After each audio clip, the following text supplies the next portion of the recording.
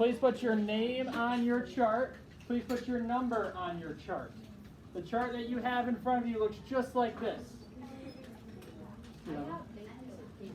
Okay. You can grab. Really? I'll grab you one. Okay, the chart that you have. If it's not a blank piece of paper, looks like what's on the board. So, Levi, let me give you yours. There you go. That'll fix it. You can. So it has, in the first column, place name. In the second column, it has descriptive words. And then in the third column, it says descriptive sentence of your place and memory of your place. So what do you think we're going to be trying to come up with in writing today? What is this chart for? What kind of ideas are we going to be trying to come up with? Wesley? Story starts.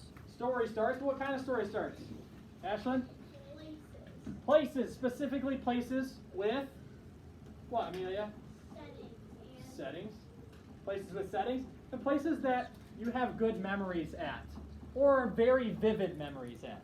They don't necessarily have to be good, but they have to be stories that have a beginning, middle, and an end to them.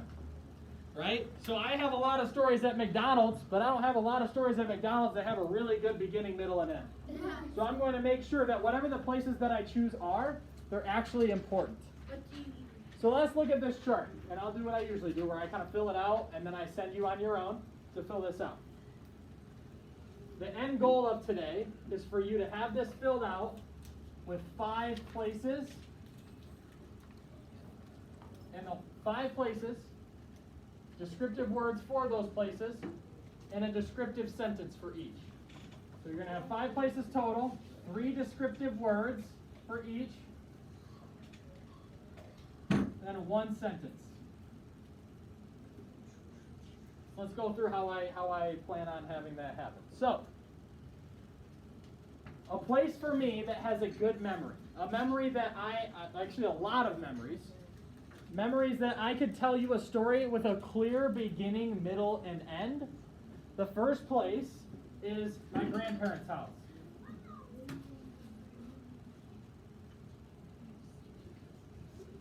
Cool. So I need to write down the place name. Now I need to add descriptive words about my grandparents' house. What kind of descriptive words would you add about a place? How could you describe, what kind of descriptive words would you use for a place? What do you think, Cadence? Fun? Sure, that's fun. I need 3 of them. So I have 1, another one. Daniel? Over-exaggerated. Over-exaggerated. Maybe your grandparents' house. That's not going to describe mine. Let's try another one. Nice. Over-exaggerated could be a descriptive word. You'd have to go into more detail with that. House. Yes, grandparents' house. Yes.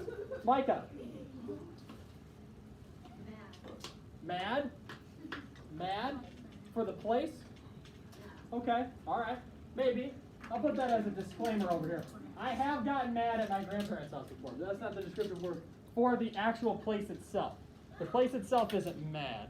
I'll come up with, but that could be an emotion I had there. Isaac? Boring? It could be boring. You could tell a story about one time you were so bored at your grandparents' house that you have a beginning, middle, and end to the boredom. Okay, I'll take one more and I'll add some more of my own. Amelia? Spoiling. Okay. Okay, those are descriptive words. Fun, bored, and spoiling. Those are some words you could use to describe it. But now I want you to think about this. If I'm trying to describe a place, do I usually say to you, man, McDonald's is spoiling? Right? The McDonald's, you're trying to describe a place, man, that place is just spoiling. Right? What other kind of words would I use for that? Well, I would use some different types of descriptive words that actually describe the physical place and my emotions while being there. So yes, spoiled is something I could do.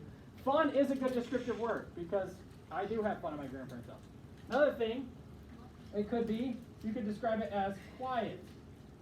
My grandparents' house is in the middle of the woods. It's insanely quiet. You can't hear cars. It's up north in Grayling, and you can't hear anything. The birds in the morning, and that's it. I'll also describe it as relaxing for me. For me, it's quiet and relaxing. I also have a ton of fun there, just hanging out. So I have my 3 descriptive words for my grandparents' house. Now, I need a descriptive sentence of my place and of my memory. I want to try to think here. My grandparents' house, it's fun, it's quiet, and it's relaxing. I want a descriptive sentence that kind of captures all of that. So when I'm thinking about this, I'm like, okay, how am I going to describe my grandparents' house in one sentence? How do you think? How would you try using the words from descriptive words? How would you describe my grandparents' house in a sentence now? Let me give it a shot. So if I was you, I'd say, my grandparents' house is fun, but it's also quiet and relaxing. Okay? You could say, my grandparents' house is fun, quiet, and relaxing. Yeah, absolutely. You could. So that's step 1. That's pretty basic. But now when I'm talking about descriptive words, when we're talking about places, I want to make sure I add some sensory language in there. We don't want to abandon that.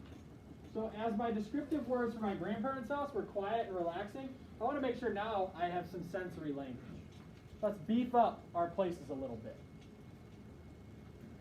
So let's come up with another place. Who has a place that they might want to write a story about because it's like kind of cool and they have a lot of cool stuff about there? Melanie? So your cousin's house.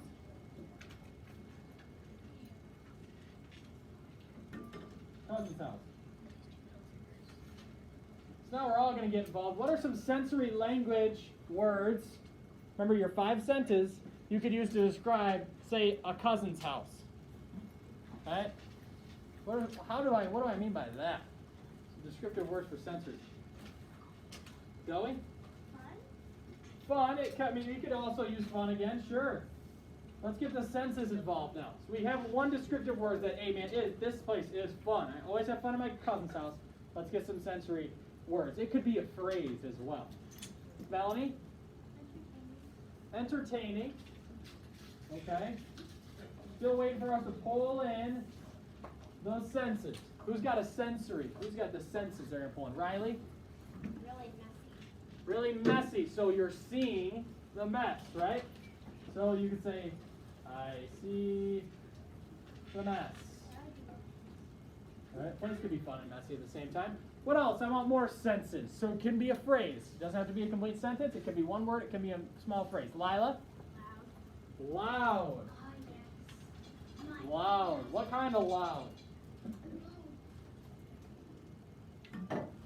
Like kid loud or just like, yeah, a lot of kids? Loud. You can be loud. Lots of children. Right?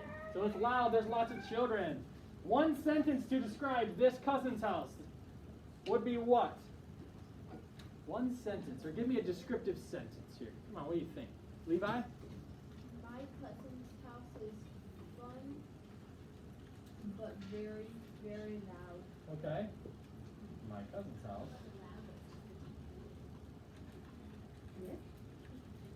is fun,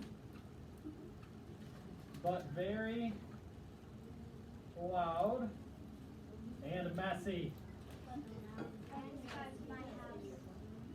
So you're describing the place. Describing the place. So our descriptive words. Now, one thing I've left out so far is we've given that descriptive sentence of our place, but what's the second part of that last column say? And what? And your memory of that place. So I want you to give me a sentence that describes the place, and I want you to give me a sentence of a memory you have at that place. So I'm going to take over the grandparents' house. So my grandparents' house is fun, quiet, and relaxing. And the memory I have, the fondest memory I have of that place is my family gathering together for a reunion.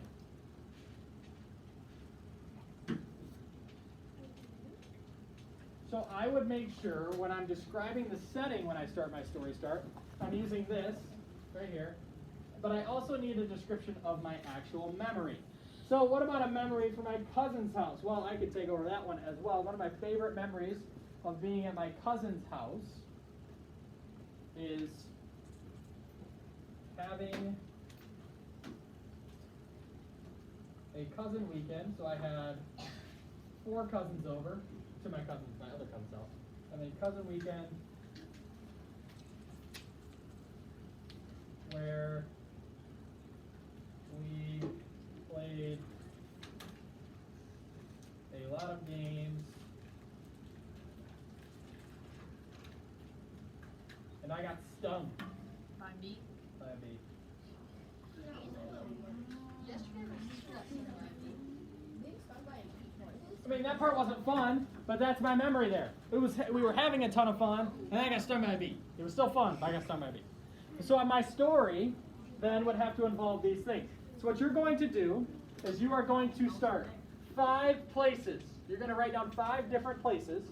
You need 3 descriptive words / phrases. They can be phrases like we just did. And then you need 1 sentence for your description. And then 1 sentence for your memory.